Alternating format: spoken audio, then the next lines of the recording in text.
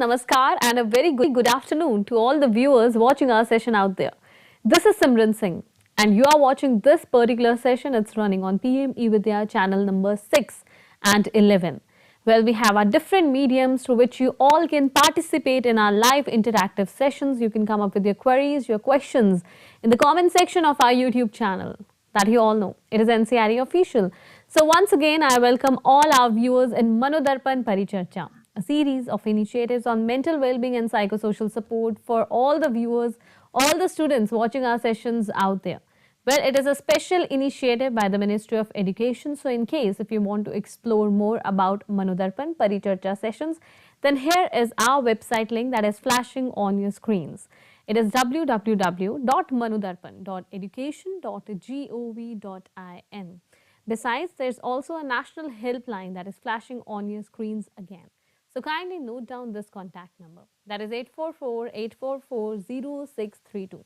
And apart from PME with their channels and also from our YouTube channel, you can watch the live telecast or the live stream of this particular session on our Facebook page. That is National Council of Educational Research and Training, NCERT. So once again, I welcome all the viewers in our today's conversation, and you all know that in MANODARPAN Paricharcha sessions, we come up with certain important and at the same time interesting topics for all our viewers. So today the topic of discussion is developing 21st century learning skills, that is the 4 C's among students. So what are these 4 C's? Why are they so important? Does this support the personal and professional growth of student and the viewers as well? So in order to provide more details into the conversation, we are also joined by our esteemed panelists. So allow me to introduce you with our today's guest for MANODARPAN session. In the conversation we have with us Professor Anil Kumar K. Sir. Namaskar, sir. Namaskar. Good evening. Sir is serving as a Professor of Education from RIE NCERT, Mysuru. A very good afternoon, a very warm welcome in the session. Thank you. Then we also have with us Dr. Sujata B. Hachinalkar, madam. Namaskar, ma'am. Good afternoon. Namaskar. Namaskar. Welcoming you in the session, ma'am is serving as an Assistant Professor of Education from RIE NCERT, Mysuru. We also have with us Dr. Kumara Swamy H. Namaskar, sir. नमस्ते sir आपका भी स्वागत है इस सत्र में. Sir is serving at Government College of Teacher Education, has joined in from Mangaluru. Then in the conversation we have our 4th panelist, Dr. Mary Vineetha, madam. Namaskar, ma'am. Good afternoon. Good afternoon. She is serving as an Assistant Professor of Education at Central University of Kerala. Then our last guest for the session is Miss Diksha Dewan, madam. Namaskar. Namaskar. Ma'am is serving as an academic consultant at Department of Elementary Education from NCERT, New Delhi. So I welcome all our panelists with open arms in the conversation, and today's conversation is going to be very interesting and productive for all of you. So you all know the different mediums through which you can connect with us and throughout this live interactive session that will run for 1.5 hours. If you have any of the queries, then do write to us about your messages in the comment section of NCERT official. And towards the conclusion of this session, we'll try to take up all your queries and provide solutions for them. So let's begin our conversation on developing 21st century learning skills among students. So in the first place, I'll request Professor Anil Kumar to introduce the topic and highlight the different aspects of discussion that we are going to elaborate more on in this conversation. So. Yeah, thank you, Simran. Thank you very much. And dear students and other viewers, a very good afternoon to all of you. Today we are going to discuss an important topic which is going to change your thoughts and as well as helping you to become a more competent individual in the highly competitive world. The topics today, as Simran has put it, developing 21st century learning skills among adolescent students. You know that our education system has always been criticized for the fact that it only helps in developing memorizing capacity among students to remember and reproduce the content just for qualifying the examinations. Most of the time, students who come out from our schools and higher education institutions are not really mastered or acquired the specific skills which are required for the future workforce or industry. The industry talks about innovation, creativity, and out-of-box thinking. But the schools do not promote all these in the right manner. there is a big gap between the existing skills which the schools develop when they are in the classrooms and the skills to be acquired by the students to become a successful person in the global economy. Thus, what we see is that now a lot of advancement in the technology has happened. So the technological advancement and internet has helped many of you to have an easy access to the knowledge which is stored in any part of the world. Technology has changed the way how we think and how we act, and also the way how we communicate. There is a growing demand for people to be connected, people to be collaborated, and people to be critically think, act, and create or innovate. Thus, in this technology-driven 21st century, requires that each of you to acquire and develop certain core skills which are very essential for succeeding in your school as well as also to succeed in the workforce or the job market. The international agencies, various agencies were working upon developing these core skills, which are other than the mastery of various subject content, and identified certain essential skills, which are widely known as 21st century skills. Some of them are like life and career skills, learning and innovation skills, information media and technology skills, and again, core subject and themes to be mastered. This will enable any individual to be prepared for the jobs and technologies which are not yet existing, or to solve those problems which might not have been as a problem yet. However, in our today's discussion, we focus mainly on the second aspect of what I have told, that is the learning and innovation skills, which is popularly known as 21st century learning skills, or in brief, it is called as 4Cs. Which are those 4Cs? It is first starts from critical thinking, then collaboration, communication, then creativity. These four skills are essential for modern students for achieving the youth to succeed the schools and other workplace or job market. They often make the biggest impact in terms of setting your life goals and also to have a good career goals. This pioneering work of various organizations, out of that one organization we name it as Partnership for 21st Century Learning. It is in short, it is called it as P21, as first coined this four terms, that is 4Cs, as an essential core learning skills to be achieved by all students. And they put it, their mission is to realize the power and promise of 21st century learning for each student in early learning in a school and beyond the school across the country and around the globe. In this situation, they have also developed a framework for 21st century learning, and also with the input from teachers and experts and business leaders to define and illustrate various skills. So they have acknowledged the people who have contributed to the developing this 21st century skills also. When we talk about the 21st century learning, it is a term used to describe a shift in education from the traditional methods of past, and more than a modern approach, moving to a modern approach. This new approach focuses on preparing students for the future, world by teaching them with the skills they need to be successful in a global economy. 21st century learning is not just memorization or recitation, but it is about critical thinking, creativity, and collaboration. It is also about preparing students for the real world, not just for an examination or a test. So, how does it help you as students or as adolescents, youth?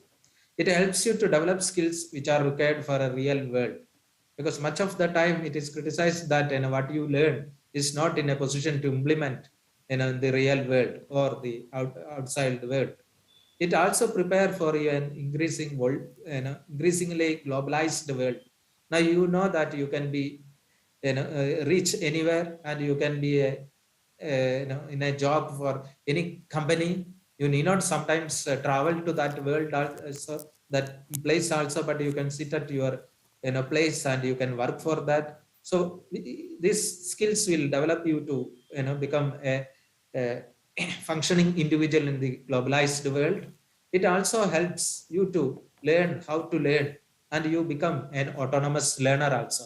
So through that, you will also develop a love for learning, and it is more relevant to your lives. Okay, the skills are more relevant because you can make a lot of social groups. Your communication skills will help you to present in any forums where your ideas can be present and impressed upon the target group, etc. In order to achieve this, the role, the school teachers have a major role. We'll also, some of our panelists will be discussing about that. The teachers, when they create learning experiences in classroom, we say that it should be more relevant to the real world outside. Use extensively modern technology to support learning, and also teachers should become a model 21st century learning for their students. That means whenever instruction happens, teachers should also see that these skills are expected by them, so that they can emulate in their students group. In order to discuss this 21st century learning skills, as I told, four C's, we have fortunate to have a panel of experts who are all very well experienced in this field. I know that you are all eager to listen to each of these experts, but let me conclude by stating that United Nations report saying that according to the UN, India has world's largest youth population with 356 millions who are in the age group of 10 to 24. That's what we call it as a young India. Ours is a young India. Thus, you are all have much to contribute to the ever-growing global economy by developing such skills. And the same report also states that young people are innovators, creators, builders, and leaders of the future. But they can transform the future only if they have skills and have good health and have good decision making powers and also real choice in life. So let me finish my talk here, and thank you very much for giving me Thank an you, sir. opportunity, Simran. Thank you for laying a strong Yeah. foundation of our today's session and apprising our viewers about what are we going to discuss today. So even I am also eagerly waiting to discuss more on the 4C. So here I invite our next panelist, Dr. Sujata Madam, in the conversation. Ma'am, please elaborate more on the importance of developing critical thinking skills among students and the different ways or the strategies through which we can be prepared for these skills. Yeah, thank you, Simran. Let us now take over to how exactly are these critical thinking skills help a student. Let me just share my PPT and we'll begin with that.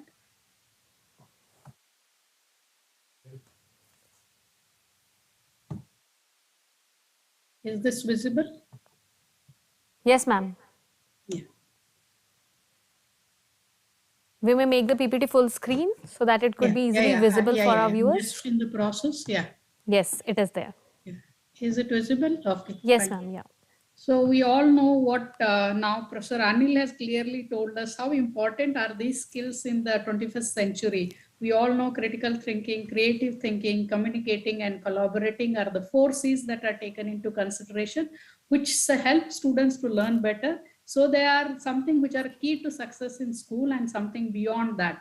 What exactly is critical thinking? Is it something to do with only thinking that we are talking about, or is it something different from that? Let us just find out, which is going to be more useful to the learners, especially the adolescents. So if you take the adolescents here, we have to take into consideration that adolescent is a stage where they are coming up with a lot of problems they are facing, be it their own personal problems or other aspects. So let us first understand what exactly do you mean by critical thinking. It is something that an individual has the ability to think clearly and rationally about what to do or what to believe. We also know that these problems that they face have to be sorted out accordingly. Here they have the ability to engage in reflective and independent thinking. What exactly is critical thinking is they should be having the ability to reflect on their own actions. So usually what happens is individuals, whether it be adults or adolescents, are not thinking over what exactly is going on in their lives. Many a times we are not able to reflect on our own deeds that we are doing, and we are not able to become an independent thinker. We are dependent on decision making also on many aspects that are there that we come across our life. We are able to only depend on others. Be it a student, they are dependent on either parents or peer group or their teacher. But now in the 21st century, there is a challenge in front of the students that they have to become independent thinkers, and they have to critically think about many issues that they have come across. They should be able to deduce the consequences from what exactly they know. They have to make use of information they have, and that information have to be effectively used for the problem solving. They have to seek relevant sources of information to inform themselves. So we have to understand here that critical thinking is a mental discipline where a person can conceptualize, analyze, and reflect upon various inputs and other information, and they have to apply it in a constructive way to their life. They have many of the learning experiences, physical experiences that they have, that they have to turn it into meaningful thought and convert those thoughts into words and them into action. And for this problem solving that the students have, they have to apply it to academic, work related, or personal. Any kind of problem that student is able to solve only if at all he develops critical thinking. So this critical thinking teaches students to question the claims that are made and seek the truth. So when a student develops critical thinking, he also develops certain abilities that you can see on the screen. For example, he is able to analyze a situation or a problem. For example, any problem that the student comes across, he should be able to break them into parts. Let us, for example, as simple as he is able to make a decision regarding a career. He should be able to analyze the situation in terms of, do I have the ability? Do I have the competencies? Am I fit? Is there a physical structure that is required? Do I have the endurance for this job?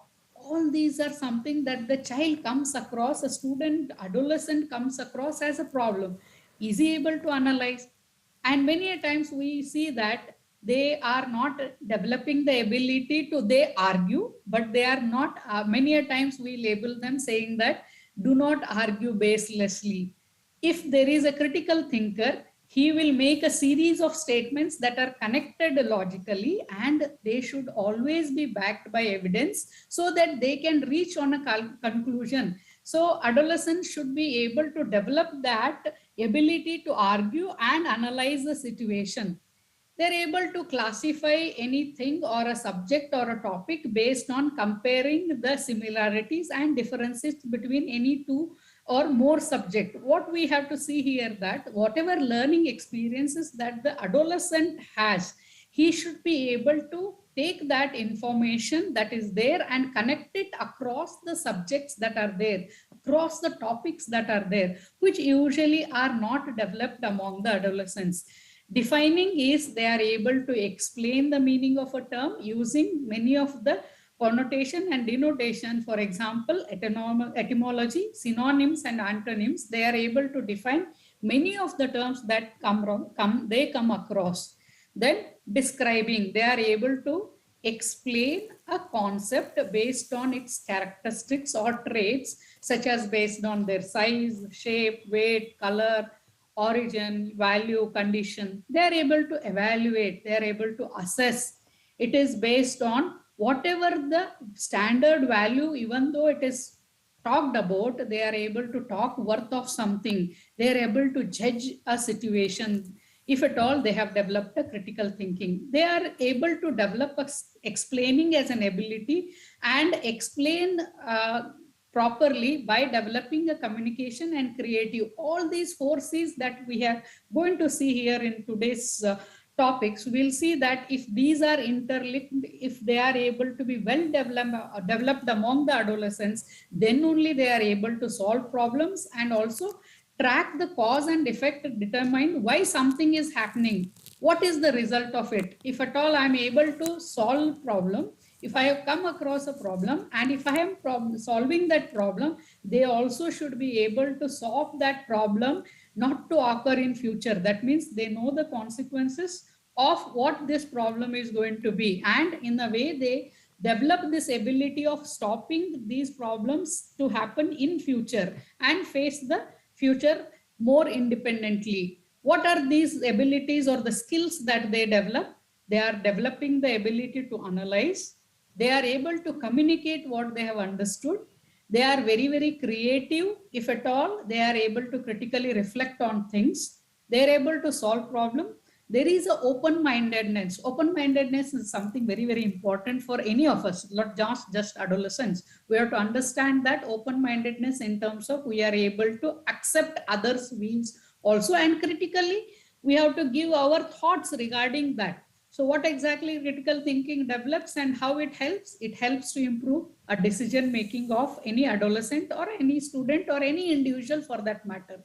It enhances the problem solving ability, refines the research skills, polishes one's creativity, and also stimulates the curiosity. If the curiosity is dead, you would not like to find out what is happening. Curiosity is something which is a key to everything, we can say. Inquiry, the bent of mind, if at all you are having the inquiry bent of mind, then only you will be able to find out more questions, find out why this is happening. Can we have a critical thinking classroom? Yes, definitely we can have a critical thinking classroom. We must be having beliefs and stances that are changing when new data emerges. Whatever beliefs the student has, whenever he is presented with any set of information to him, he should be able to change his beliefs that he has been having, and based on the new data that is given to them, he is able to analyze. Then very, very important is emotions are separated from the reason. Many a times what happens, we are charged emotionally and we make many of the decisions that are not apt or correct. So adolescents, if critical thinking is developed among them, and if you give space for them inside your classroom for questioning, very important, you can see there the language of reason is used in the classrooms. Questions are valued over the answers, and questions should be revisited, updated. What exactly they are trying to say here is, allow children to question in your classrooms. Many a times we want them to go with the beliefs that we have rather than what students should develop. There should be intellectual divergence among the students. There should be, the classroom should be inquiry driven and not the curriculum driven. Many a times students or the teachers are hesitant. When it comes to student, they are hesitant to question. If they do not question, they will not have the curiosity to know why this has happened. Students should be encouraged to ask more and more questions. What exactly is this critical thinking to students? It helps them for correct decisions. Then it helps their problem solving ability. Students become more creative. It helps them to manage the time. It also helps them to judge things being presented to them, and it is very beneficial to students when they are able to express their thoughts. So what are the ways in which parents can support critical thinking at home? Think critically as a habit. Do not allow your children to get something to be accepted as they have been told. So many a times we'll tell them, do what I say rather than question. So that should be changed at home. Everything the child should be able to debate, argue upon, but based on an evidence. Provide access to diverse and quality reading materials at home. Practice something called as claim and evidence reasoning. If you have a claim over something, you say that as a parent, I am right. And then children should be able to, a student should be able to argue with the parent as well as a teacher at home with the reasoning that what he thinks is right. Help them to learn from everything. This is something we all should know, that there is something called learn, unlearn, and relearn. And we should be able to learn in a formal setting, informal setting, non-formal setting. And every place should be something that a child should be able to learn something.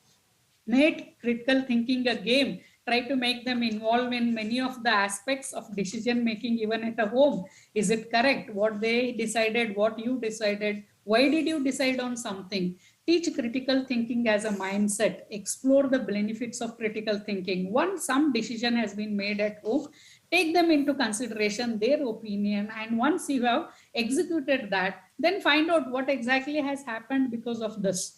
There is a inventory, which is California Critical Thinking Disposition Inventory, a psychological test which measures whether people are disposed to think critically. This is something interesting. One should be able to try this on the students, whether they have a truth seeking. Do you try to understand how things are? Are you interested in finding out the truth or not? Or are you happy with your belief?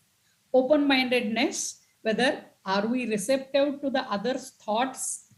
Analyticity, do you try to understand the reason behind everything that is happening or everything that you are doing? Systematicity, whether things are there in the logic or not. Logically, are you trying to argue upon something or not? Confidence in reasoning. Do you always defer to other people's opinion? How confident are you in your own judgment? So these are the things that are tested. Inquisitiveness that I am trying to tell you. Regarding the curiosity of a child, we are trying to say that how creative are the children? Are they curious? Are they having the inquiry bent of mind? Are you having the classroom that is providing the base for the students to develop this inquiry? Are we allowing them to question? Then maturity of judgment, whether the student jumps to conclusion. This is very, very important, that many a times children make conclusions based on their own thinking, and they think that, okay, whatever they have made a decision is the correct one. Are the students doing accordingly in your classroom? One has to judge.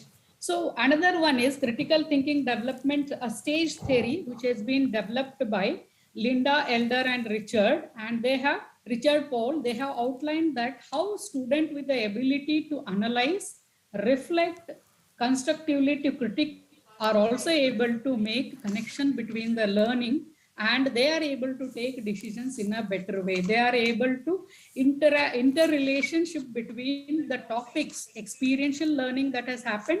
They are able to gain information, process that information, convert that to a knowledge, and connect the school learning to outside life, which is very, very important. The whole thing that we are trying to say here is, are we trying to relate whatever we are learning to the life? Many a times you will realize that students wonder, why are we learning this? Whether we are learning the 3 different languages, we are learning social sciences, we are learning sciences, what implication do they have for our life? This is very important. Many of us are not able to reason out to the students why we are studying this. If at all I am studying history, what is its impact on my life? How is it going to be useful for my life? And there are 3 aspects that one has to think over. Provide children the opportunity to have experiential learning. Provide them more and more of outdoor activities, so that they are mentally and physically, their well-being is maintained, so they are able to learn from the society as well as their environment and apply it to their life. Then keep some after school learning extracurricular activities, so that children can develop many of the projects that are there, and innovative projects must be given to children rather than something that encourages rote memorization. Then offering responsibility, very, very important aspect of critical thinking. If you give them some responsibility, be it at school, be it at home, they will be more grounded, more centered. So I hope this is something critical thinking as a tool must be utilized in the classrooms, so that the students are more well-versed in problem solving and are able to express more independently and are better decision makers. Simran? Yes, thank you so much, Sujata ma'am, for informing us about the importance of critical thinking skills, and at the same time how all our viewers could develop and inculcate these skills within themselves. Just summing up what you have mentioned, of course, it helps us in preparing for unprecedented or unexpected circumstances, at the same time analyzing a situation and arguing in a better, effective and logical manner. It does help us in comparing, defining, describing, evaluating and also explaining the different kinds of situations. Thus, parents could also help their children in inculcating and exhibiting these important skills. So now ma'am provided us all the details regarding the critical thinking skills. So next up we have another important skill due to which we are able to converse with you. You know what that is? That is our communication skills. So providing us more details into the communication skills and the ways to develop it and the different strategies, we have with us Dr. Kumara Swamy sir. So please guide us. Yes, thank you very much. And all my dear students, very good afternoon to you. Very nice talking to you. Now, I will start with a set of questions. I have lots of questions to you, actually. Okay. Now, have you ever quarreled with somebody? You must have. Why do nations engage in war? I have a few questions. I will show it on the screen and you can take a look at those questions. Just see the screen. Yeah, look at this. I hope you are able to see my screen. Maybe I have not shared the screen. Well, give me a minute, give me a minute, give me a minute. Sure, sir. Yeah, You may share the screen with our viewers so that it is clearly visible. Yes. I'm sharing, I'm sharing. Yeah. Can you see, ma'am? Of course, sir. Of course. Please continue. Yeah. Okay. My dear students, look at the questions. Why do people quarrel? Why do nations engage in wars? Why do we get angry with people? You talk to somebody, you talk to your parents, you talk to your siblings, you talk to your friends, you talk to your sister, brother, whoever. Sometimes we get angry. We shout at them. Why do we get angry? Why do we shout at the top of our voice? Sometimes there is an argument. You look at me, I am introducing two people to you, okay? These are two people with me. Now they are quarreling. He tells something to her, she tells something to him, and they started quarreling. He raises his voice, she raises her voice, he raises his voice, she raises her voice, and they keep raising their voice. They shout at the top of their voice, and still the quarrel doesn't get over. Why? Have you ever thought why? That's a good thing, actually. One of the reasons is, why do we quarrel? We have a feeling that the other person has not understood me. So you want to convince him. So you have a feeling he has not understood me. So you want to argue, you want to shout, you want to say it loudly, what you want to say. And that person thinks, the other person thinks, you have not understood him. So he wants to raise his voice and then reach out to you. In fact, there remains a gap. There is some gap. I am not able to tell you anything. You are not able to tell me anything. There is a gap. There is a communication gap. Look at this. Somebody was attending an interview. And in that interview, the person was asked a question. Question was this. What do you think of abrogation of Article 370? It's about Kashmir.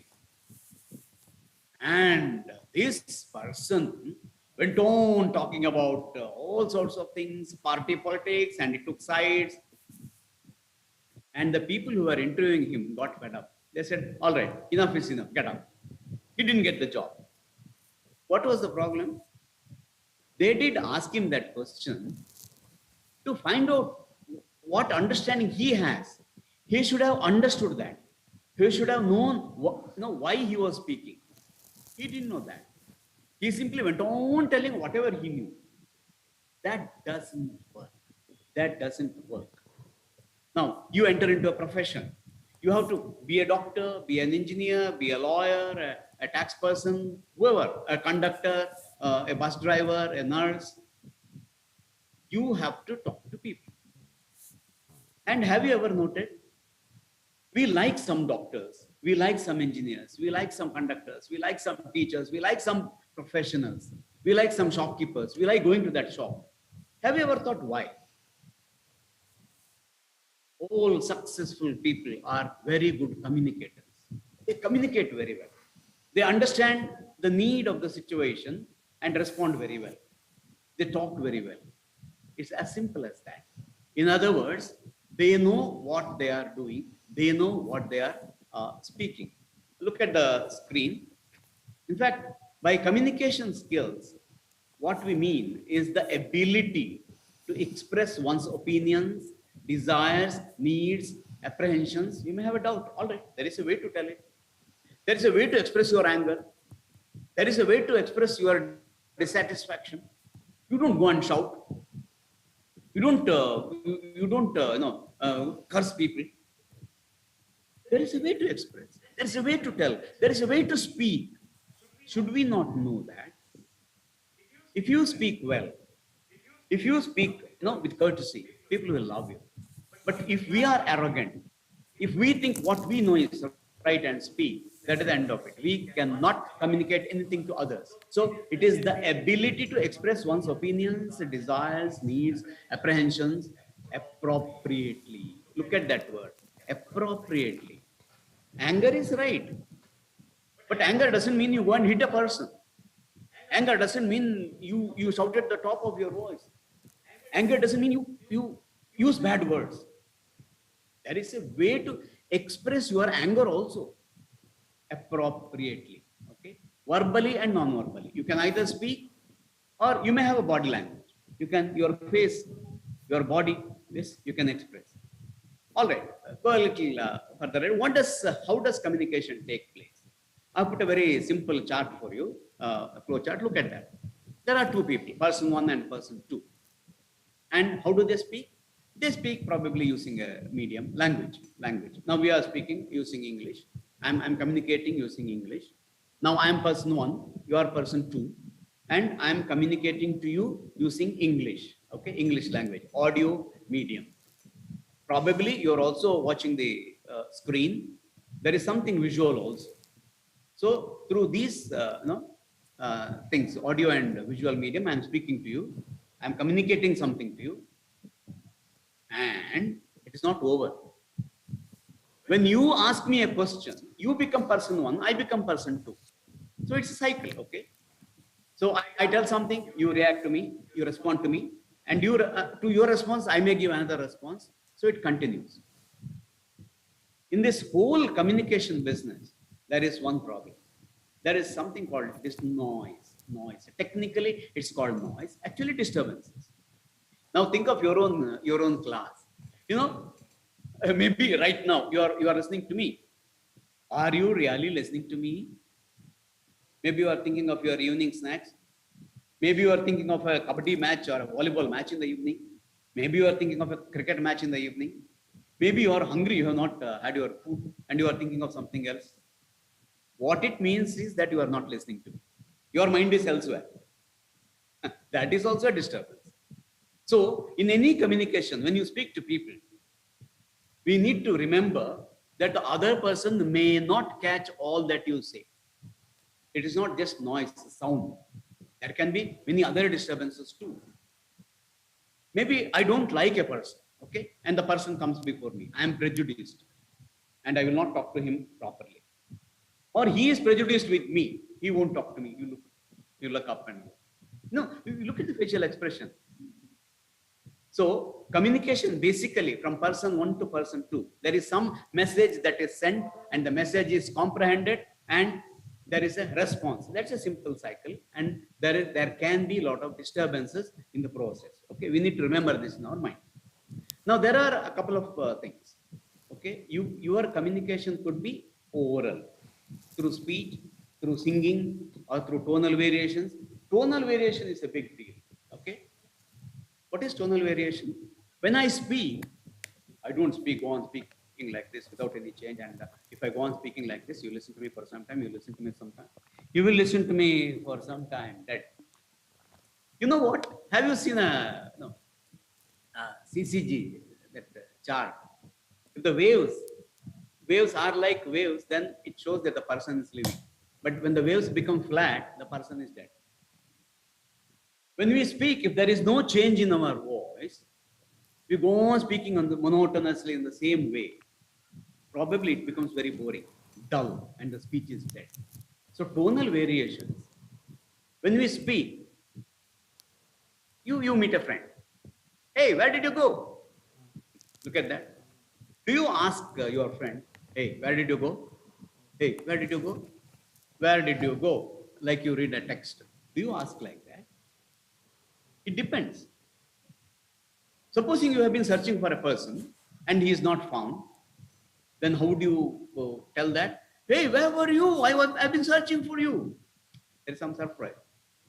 You don't say, hey, where were you? I was searching for you. It's so dull. You observe your own people, your own behavior or your friend's behavior, and then you will realize that there is so much of variety in speech. It has to be there. Only then communication becomes effective. Okay. So verbal, speech. And then we have written communication. You also write. For example, you write your exams. What do you do with the exams? It is not just writing an answer.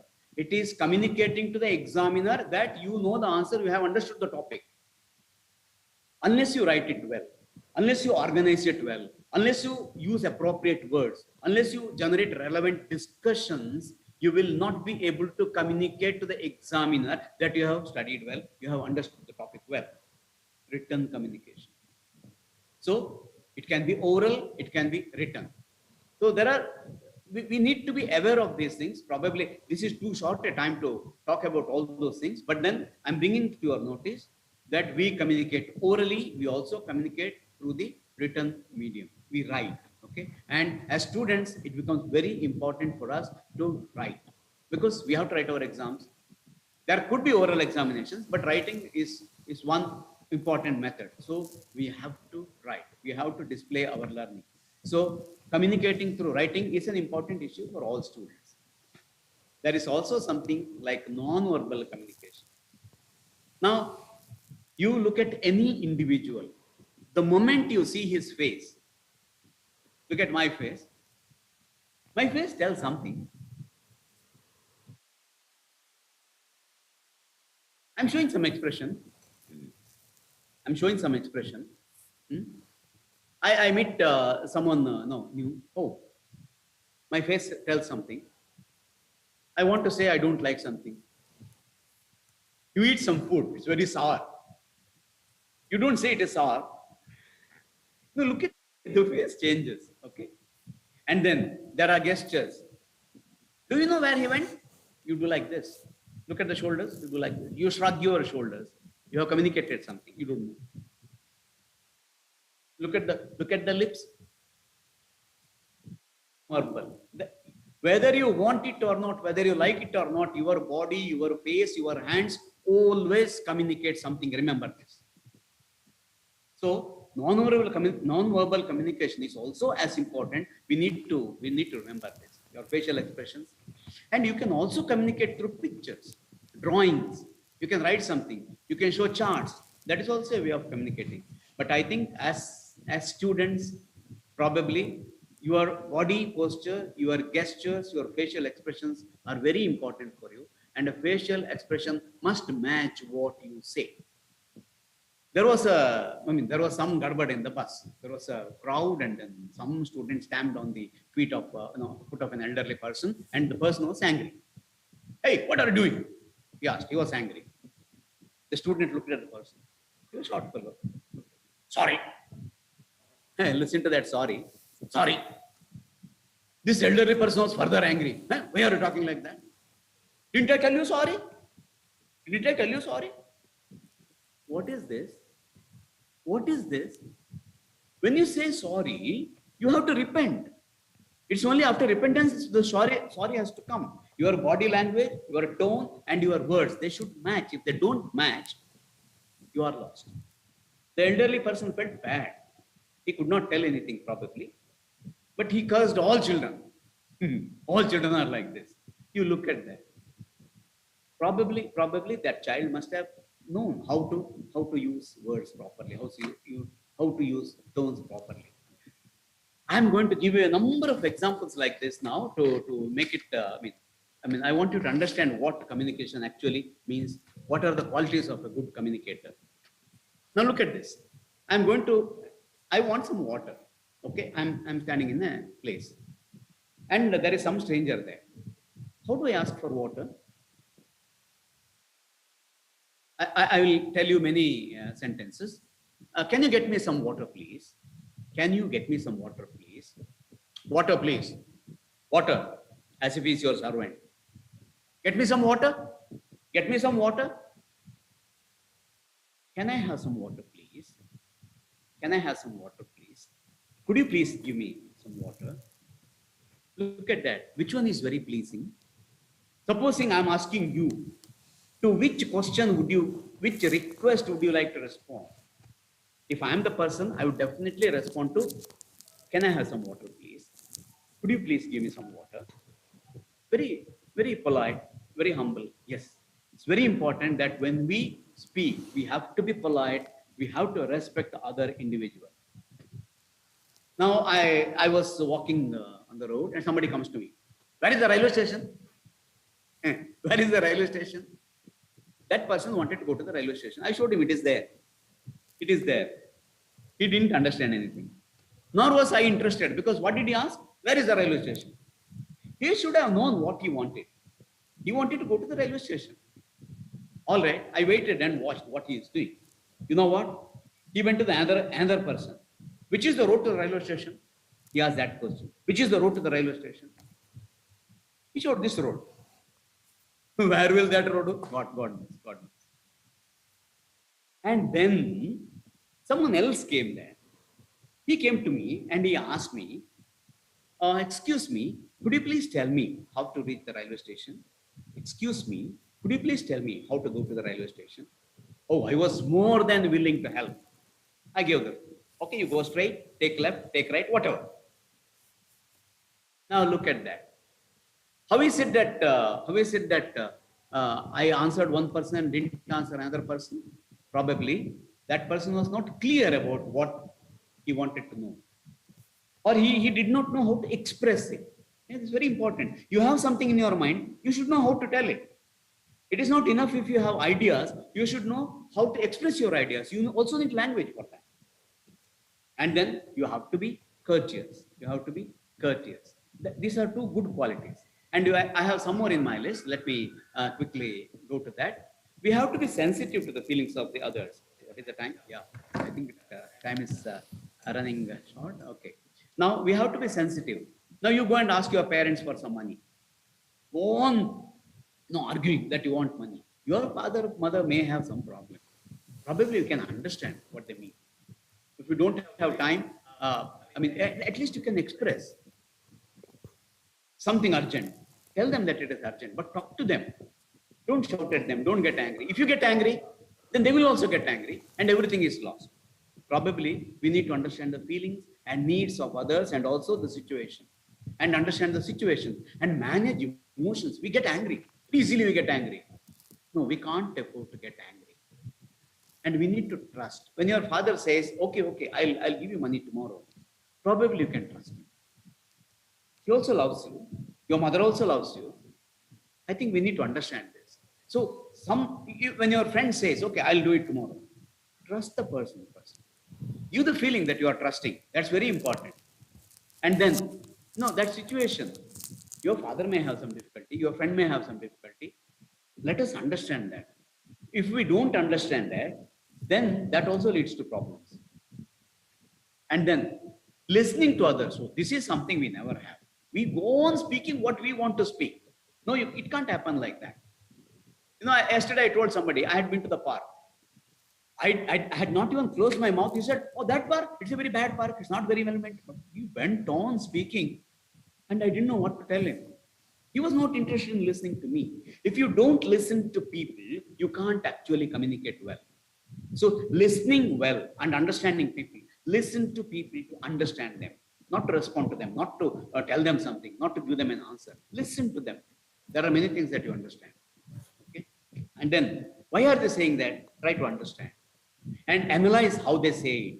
Okay? And now you bring your thinking. Okay? So I have suggested, you can probably see it later also, many ways to improve your communication. Be a good listener, respond and not react.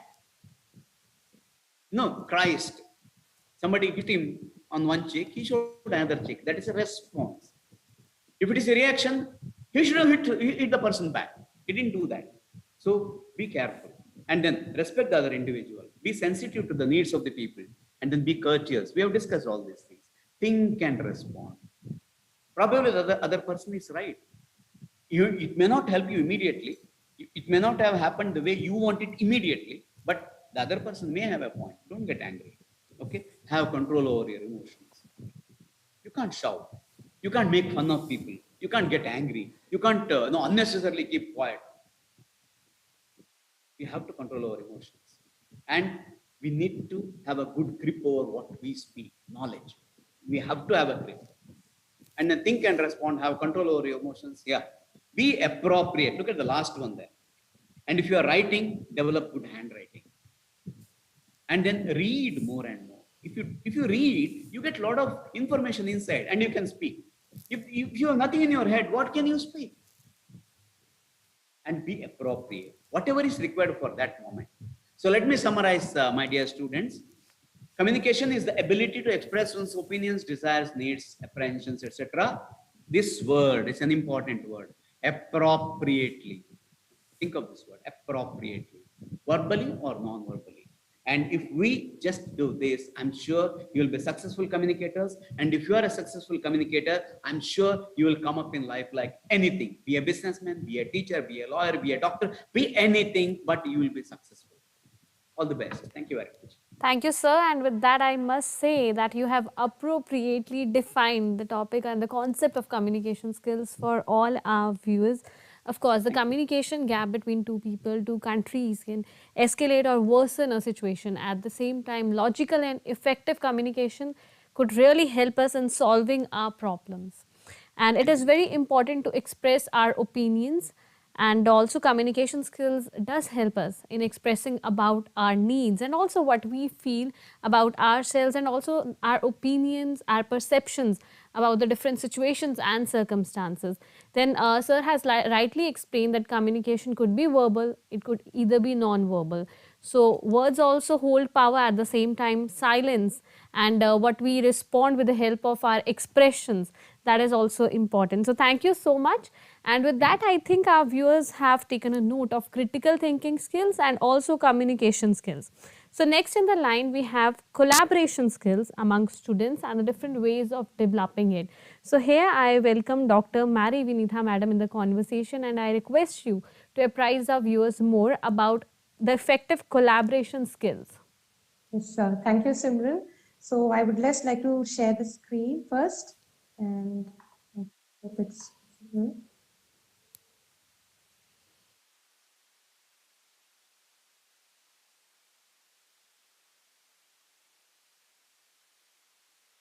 So is it visible to? Yes, it's completely Yes, visible fine. to our viewers. You may continue. So a very good afternoon to all our participants, learners, students, everyone. So as you also, we are discussing on this crucial set of skills, which is very important for all of us in this 21st century.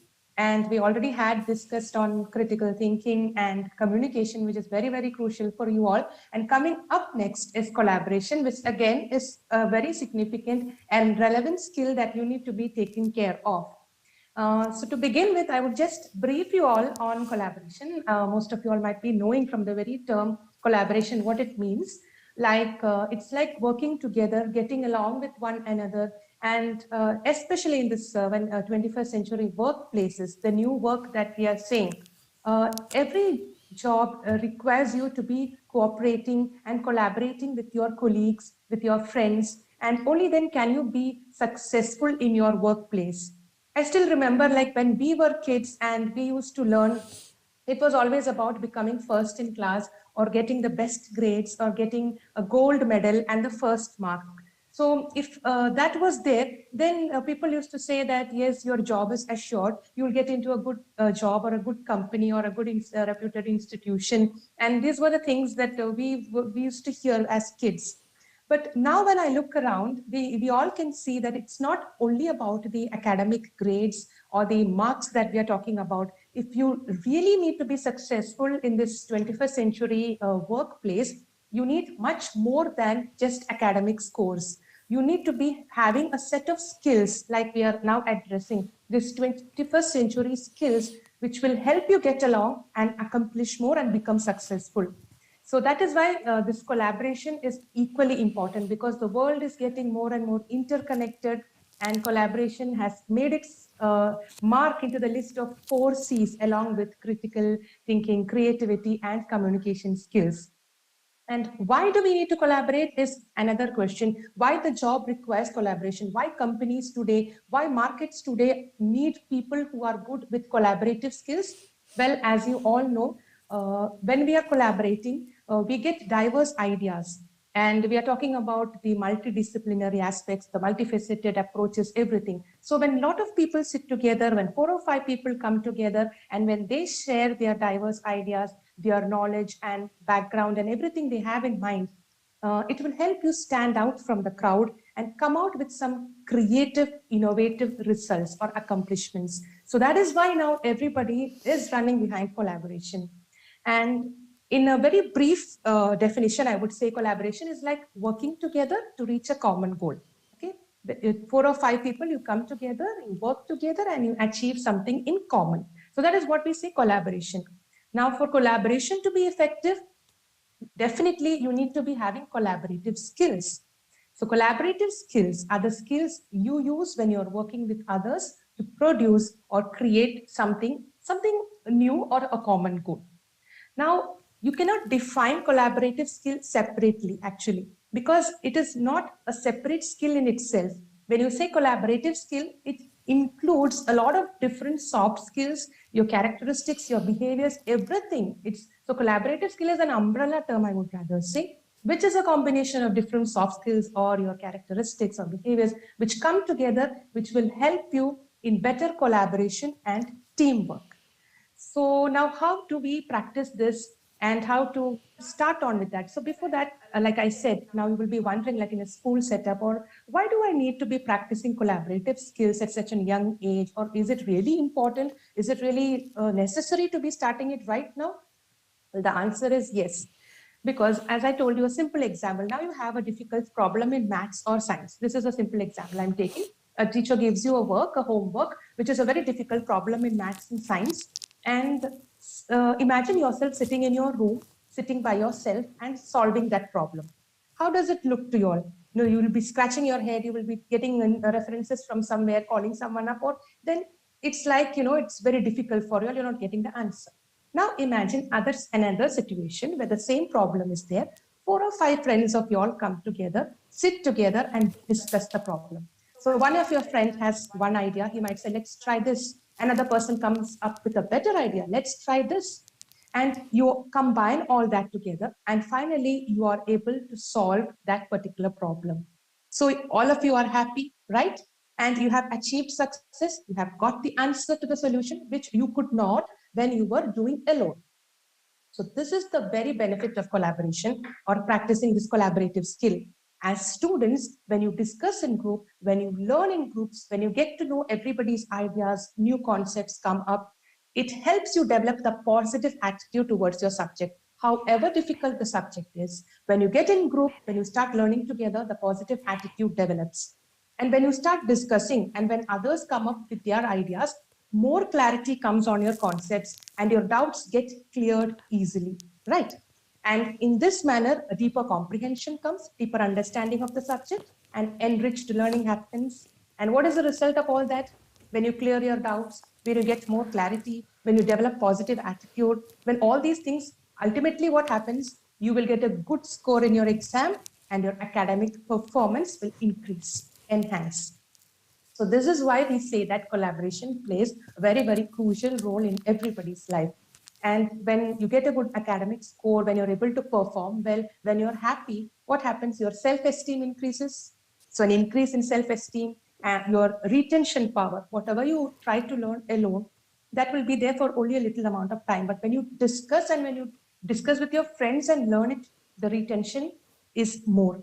So all these things are the advantages of collaboration or developing collaborative skills. Now, apart from that, as I said, when all these positive things happen in your life, anxiety also reduces. As students, we all know when a test comes up or when anything tough is there ahead of us, we are all very anxious. We get anxious. The general anxiety is also there and the test anxiety, right? So, but if you know your subject better, if you're able to learn in this better way with the help of your friends by collaborating and you get a deeper knowledge, obviously your anxiety level will also decrease. So collaboration also helps in reducing your anxiety, and it helps develop a higher level of thinking. And for collaboration, obviously, you need to be communicating, like sir was talking about previously. So when you're talking with your friends and when you get to work in groups, knowingly or unknowingly, your communication, oral communication also increases. And then your self-management, your leadership skills, because you're taking charge. Everyone in a group has to do something. You're given charge of something, so that leadership skill is also increasing. And finally, socialization. When you are in a group, when you get to mingle with everyone, your social skills develop.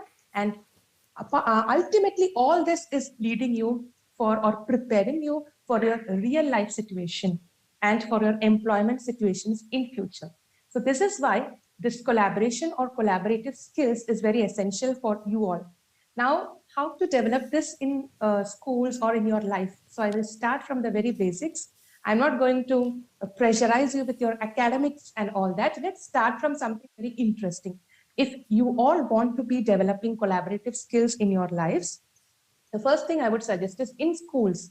Now, schools have to take care of this. They have to cater to this. Obviously, most of the schools, all these are there. What you can do is take part in team sports, like football, cricket, basketball, volleyball. All these things are there, right? And I'm sure you all will be very interested to take part in sports. If I say something academic, I know you all will be like, not again, ma'am. So that's why I didn't want to start with that. So take part in team sports. Everybody will be interested. Football, cricket, basketball, throwball, volleyball. So all these are group games which will help you develop your collaborative skills working in a group. Group games, this again, cards, Ludo, caroms, puzzles. Everybody will be interested in that, especially when the COVID time was there. We all got back to these games like playing Ludo and cards and caroms and all, right? So try that also. Okay, get along with your friends and try with group games. If you're a very shy person, a very isolated type you feel, then try with these simple steps. Involve either in team sports or in group games, and in volunteer works, like you have blood donations, charity works going on in your schools or in your society or in your neighborhood. Involved in that. All these things will help develop your collaborative skills. And even you have clubs around you. In your schools also you have clubs. In your society, in your neighboring areas, you have dance clubs. You have whichever is your area of interest, because some of you might be interested in reading, some in dance, some in drama, poetry and all that. So associate yourself with clubs and join in all that. And even in classroom, what you can do, rather than sitting simply isolated and playing with the phone or keeping to yourself, just get to know each other in your class. When some new member comes, introduce yourself to them and take introduction from them and get to know or learn more about them. And then your NSS activities are there, your NCC is there. So these are all simple things wherein you can start from, okay? And apart from that, try to connect with the problems and issues of people around you. So we all need to be selfless people and develop empathy. It's not always about us, my job, my money, my studies. No, it's also about the people around you. And that is what collaboration is suggesting. So when you want to really get into this group work and develop collaborative skills, try to connect with problems and issues of the people around you in your society. Your parents might discuss it at home. Involve in that and be a part of helping them. So this also indirectly will help you develop your collaborative skills. Listen to others and interact with everyone. Try to know their culture. If there are people from other states in your classes, celebrate the special days and the festivals with people who are not in your caste or in your state, from outside states. Do that. And schools can also initiate such activities. I would say, if the school authorities, anyone involved listening to this, yes, definitely you should promote such activities in school, provide such opportunities for children so that they get to involve more and develop such collaborative skills. And even small things students can do, sharing food with your friends on special days. Prepare something special, your mother prepares something special. Don't eat everything by yourself. Let's sit together, share it. So this directly or indirectly will definitely help build your collaboration or your collaborative skills. And you can also practice the jigsaw skills. This is for teachers, I would say. Teachers can look to it, wherein different parts of a text are given to 3 or 4 members, and each member will get a different section of the entire text. They have to come together and know from each other what they have. It's like a puzzle, and they put it together and solve the questions. Like in earlier times, we had comprehension, reading comprehension, and you have to answer questions. So instead of one student reading the entire passage, You break it up and give into 3 and 4 so that they all sit together and they learn and listen from each other and answer the questions finally. So this is called jigsaw skills that can also be practiced. Teachers can look into it. Students can also do that on their own. If you are having free time, take up some passages, split it into 3 or 4 and make a group and try it so that it develops your collaboration. And finally, take part in group works, wherever you can find or you can involve in group work projects and extracurricular activities like group songs, a dance, a skit, a drama, all these call for a group, right? So make yourself more, push yourself more into these group work and group activities. So these are some of the ways by which you can develop your collaboration or collaborative skills generally. Specifically, a few points more and I will stop. A few points to be noted when you're practicing collaboration in classrooms. Okay. The earlier ones were in general, I said. Now, when it comes to classroom, there are certain things teachers need to take care of. When you're talking about collaboration, you're giving a group work or a group assignment. So there are certain things the teacher has to take care of. Is first one is selection of group. Now, you cannot group with all the bright ones together and all the weak ones put in together, or all the good people who are having good communication skills put into one group. So that has to be taken care of. When we are allocating a group or making a group, the teacher has to make sure that students with diverse abilities and social capabilities come together. A group should have a good speaker, a good writer, or someone who is good, bright academically, someone who can make a PowerPoint presentation, or someone who can draw. So all these things have to be taken care of, and accordingly you have to make the groups. So this the teacher has to take care when collaborative activities are given in classrooms. And another one is the size of the group, particularly in a classroom. Make sure it's not too big or too small. A 4 or 5 is an optimum number wherein you can form a group. If you form a group of 10, it doesn't make any sense, right? So that is how teachers should take care. The size of the group for collaboration is also important. And certain rules also have to be fixed. Otherwise, it will result in chaos. Like students are like, they make noise. There will be 4 to 5. They come up with their ideas. There will be an argument on whose idea is right, whose idea is wrong. So the teacher has to give a set of rules. That if there is a disagreement, how can you disagree constructively? How can you disagree politely? And what to take, what not to take. So all these things, certain rules in the language to be used, in the method of proceeding, all these things we have to fix it prior starting the group work. How to clarify the issues when it comes up, or how to paraphrase. And if there is an issue, we can tell them that you approach the teacher and not fight there and make it a problem there. So certain rules also have to be fixed. The teacher has to take care of that in the classroom when practicing collaboration, and make sure that the students recognize and appreciate individual strength and different perspectives. So as learners, we all know someone is good in reading, someone is good in painting, someone is good in speaking. So whatever the positive thing of your peer is having, recognize and appreciate it. So that will promote more collaboration among you all. And listen actively. So sir was telling about communication. It comes under that active listening. Make eye contact, avoid interruptions, and sometimes certain points which your peers might be talking, make sure you repeat it so that it gets they feel that you're listening to them. So that is active listening. Verbal communication, the way you say, like sir said, not in a very ruffian manner, but in a very polite way you express. And non-verbal communication is also important. You're sitting in a group, somebody is speaking, you're looking at your phone, or you're looking outside, or you're just sitting back and in a sleepy mood. It's like an insult to the person who is speaking, and they will definitely not want to continue further. So this non-verbal communication, your body gestures, how you look at the person, how you sit and are sitting erect, interestingly. So all these things also help improve your collaborative skills. This has to be taken care of. Active listening, the way you express by not hurting anyone, and your non-verbal communication.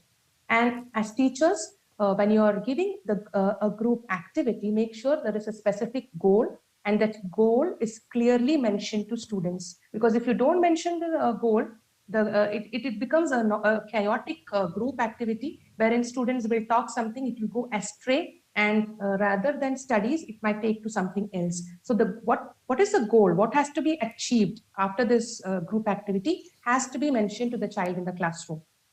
And make sure that we give roles. Every person in the group has to be given a role. There will be a leader, there will be a recorder, an encourager, and a checker. So all these roles have to be given. Each student will be accountable and responsible for that particular role. And try to give real world assignments, practical and real world problems, because that will be more interesting to the students and they will be more involved. A recent environmental issue, a Supreme Court judgment, a complicated social issue, anything from students' community, which they like. So start with that. So that will make the conversation very interesting and group work will become more exciting. And when you're evaluating, not compare it with other groups, but compare the group with themselves, like how they have done. The grades, like on how each student has performed the duty, has everyone contributed, and then you can give a best discussion award or a best research or something award like that. So that aspect also has to be taken care of when we are talking about collaboration. And I'm concluding with this. I would say that collaboration skill or collaboration, as I earlier mentioned at the beginning of the session, it's not about a specific or an isolated skill.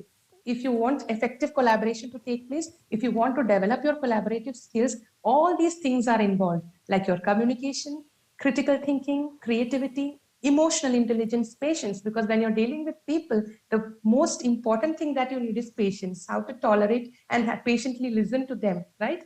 Interpersonal skills, open-mindedness, accepting others' views, compromising nature. When there is a conflict arising, how to compromise, how to be diplomatic, how to not hurt the person and at the same time solve the problem. And whatever I say is right, no. And an open-mindedness to accept what others are saying and then come to a conclusion. So all these skills also have to be taken care of. And if you take care of that, well, you can definitely be good collaborators, and you can succeed in your future workplaces, and the team spirit will be there and you can become successful, you can stand out. So let us all hope that in coming days, you will be practicing these small things in your life, starting from the general things to the specific ones in classroom, your sports clubs, your arts, music. Begin with all that and make sure that you don't overstress yourselves also in the run for making collaboration, but maintain this and be happy and stress-free and try collaborating. It's definitely going to make your life more happier than it was. Okay. So with this, I would like to conclude and thank you so much for your patient listening. Thank you so much, ma'am, for explaining this umbrella term to all our viewers about what collaboration actually means and its true spirit, and why collaboration skills are so important. Because it's an oft-quoted saying that when we share our happiness, it multiplies, and when we share our sorrows, it divides. So thank you so much. And next up in the conversation, we have my favorite skill set. That is the creativity skills, because I believe that one of the most beautiful wonders in the world is created with the help of creativity. And with that, I would also like to inform you that in the conversation, we are left by the last 15 minutes. So here I would like to invite Diksha madam in the conversation. Good afternoon, everyone. I'm Diksha Dewan and I'll be talking to you Diksha, about creative. Yes, ma'am. Good afternoon, everyone. I'm Diksha Dewan and I'll be talking to you about creativity as a learning skill. So next slide. So first, let us try to understand what is creativity. So creativity is a process of divergent thinking where learners think in different ways with different perspectives. It is basically about creating and imagining something new, something never seen or heard before. Next slide. In simple terms, creativity is thinking out of the box, something new, something different, something original. So original new ideas are an integral part of creativity as a learning skill. It encourages and enhances your individual imagination. How you think is important, not how others think. How you want to learn in a creative manner. So you have to be new, you have to be original. You don't have to worry that, oh, my friend is not thinking in the same way. No two people are alike. So how we think creatively will be very different from how others think. And that's what creativity is all about, being different from others, having new original ideas. Next slide. It is building knowledge and developing skills using creative techniques. Instead of dictating or giving information, creative education will guide you as a learner through the instruction process using creative methods. Creative methods will help you develop your own imagination and the way you think differently from others. It enhances the individuality and imagination of you as learners. Next slide. So why is this creative skill important? Why is it important as a 21st century skill? Why is it important in today's 21st century? Creative skill is a powerful weapon which fits you as a learner in today's digital, changing, challenging, and emerging world. So the world is not the same. It has changed, it has evolved, it is changing every day, every minute. So this creative skill helps you survive in today's 21st century world. Next slide. A very important 21st century skill necessary for survival in today's ever-changing and ever-competitive world. Next slide. So creativity is the ability to excel hidden pattern and then make connection between related phenomenon and solutions of the problems. Hence, it will help you search solutions to your problem. So in our day-to-day life, we do come up with small problems. So when we are creative, when we keep thinking, we keep exploring, we can find solutions to these problems. Next slide. Every learner has creative potential. Everybody has their own imagination. We all have our own creative potential within us. So we just have to enhance, we just have to nurture that creative potential by creative activities. Next slide. It helps in new innovations in both teaching and learning. Both the teacher and the learner can be innovative. The way they teach and the way they learn, through creativity, we can enhance both the teaching and the learning process. Children need time for creative encounters as they have a variety of skills like questioning, inquiring, searching, manipulating, experimenting, expressing, and playing, which needs to be elicited by teachers. So we already have these creative encounters. We already have these skills. We just need to enhance them. Next slide.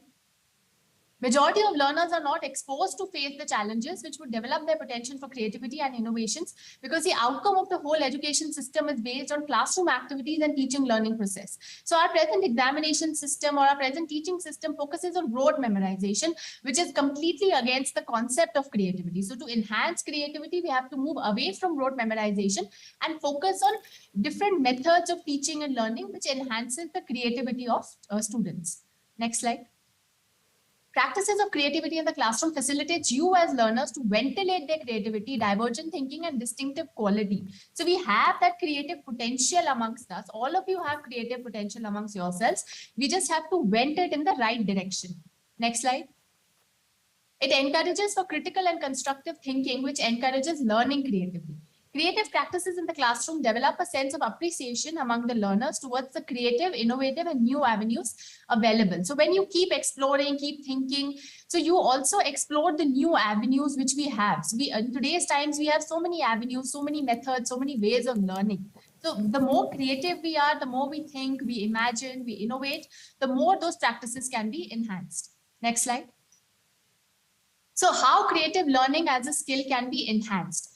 Education prepares an individual to the level of perfection by drawing out the best skills and habits for ideal citizens in the era of globalization, knowledge explosions, enormous scientific growth, and technological innovation. So in today's global era, where we talk about the entire world as a family, we have to be creative. We have to enhance our creativity so that we fit in today's ever-changing and ever-evolving world. Education system has gradually changed during the past few decades, but the teaching learning process go beyond the chalk and talk in the classroom, and contents are not confined only in the textbooks. Next slide. Hand gestures and lecture of teachers also have been replaced by projectors and presentations. During this era, the teaching profession becomes more challenging. The teachers become more facilitators in the entire teaching learning gamut. In this changing scenario, a teacher is someone who builds the fabric of the society, and students are the brick and mortar of that future. So both the student and the teacher have to be creative to enhance creativity amongst everyone. Next slide. So what the students can do, what can you as students do to enhance your creative skill? So you have to think differently from others, try to be unique, do not follow what others do, but always give your own personal inputs. Like ma'am was talking about collaboration, when we work in a group or when we are in a classroom, there are other people. But if you want to be creative, you have to have original ideas, you have to think new. You should have the courage to try new things and experiment with different learning ideas. Don't be afraid. You have to take a risk. Only then we can be creative. Don't be afraid that, oh, my friend is not thinking in the same way as I think. You will be creative only when you have originality. Next slide. You should not be scared of making mistakes of criticism and look at them as opportunities for growth. So when we come up with something new, there will be people who will be reluctant to adopt that idea. But you have to be brave enough and take the risk of doing something new. And when they give you a criticism or a feedback, you have to take it in a positive manner and look at it as an opportunity for growth and development. and also have lots of research when you are exploring new things. You should also explore opportunities with your teacher for fresh perspectives, which foster creative problem solving skills. Next slide. Ask questions and reflect upon new ideas. Try to find out how that idea came into existence so that you get a base for developing a new idea. See, there are many ideas around us. There are different people who have different ways of thinking, different ideas within themselves. So keep reflecting, ask questions, try to find out more about the ideas which you have. And try to reflect upon your own ideas to make them better. So we have many ideas, but we have to choose the right one as seen in the picture. Next slide. Showcase your creativity as often as possible. It will motivate other students to try new things in their work and will also help them in sharing creative ideas. Sometimes people may be reluctant to share their ideas, but when they see one person sharing their ideas, it helps other people also to enhance their creativity. They get the confidence to creatively solve the problems. And see what suits your learning requirement and try to adapt learning methods according to your own needs. So everyone has different ways of teaching and different ways of learning. So you have to keep exploring ideas to see what suits your learning requirement. Be flexible while learning, encourage fresh ideas and new methods of learning. Next slide. Now, what the teachers can do, teachers should equip themselves with innovations, motivation, and multitasking so that they can inculcate the same within students. So the teacher herself has to be creative, and only a creative teacher can enhance the creativity of the students. Next slide. So teachers have their own intellectual property, cognitive and creative thinking with a human touch. So the teacher should give equal opportunities to all students to be as creative as possible. So if a student comes up with creativity, the teacher should not snub him, but the teacher has to encourage that creativity. Next slide. From giving small opportunities to be creative in the classroom to helping you build new innovations at a much larger level, the teacher can contribute in every aspect. The teacher should motivate the children to answer differently in new ways rather than just memorizing what is given in the textbook. So when we are having classroom discussions, rather than just asking the students to give what is already given in the textbook, the teacher has to motivate the child to answer differently, and the teacher also should be supportive and cooperative in accepting those answers. And a child who may be different from everyone should be encouraged and not demotivated. Next slide. And the teacher has to use innovative methods of teaching. And only then the creativity of the students will be enhanced. Just the traditional chalk and talk method is not going to enhance the creativity of the students. Innovative methods like gamification, thinking-based learning, project-based learning, etc., will give opportunities to children to be as creative as possible. Next slide.